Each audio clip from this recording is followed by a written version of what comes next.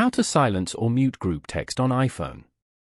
To get started, first of all go ahead and open up the Messages application on your phone. You are now in the Messages page where you can view all your messages. Open the group chat you want to mute from here. Then, tap on the group name at the top.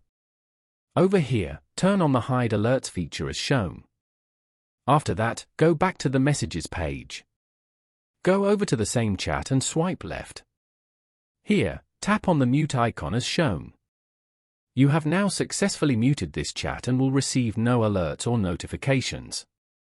You can also choose to unmute this chat in the same way whenever you want. Following these steps, you can easily silence or mute group text on iPhone. Thank you for watching. Please leave a like if this tutorial helped you, or leave a comment below if you have any questions related to the video.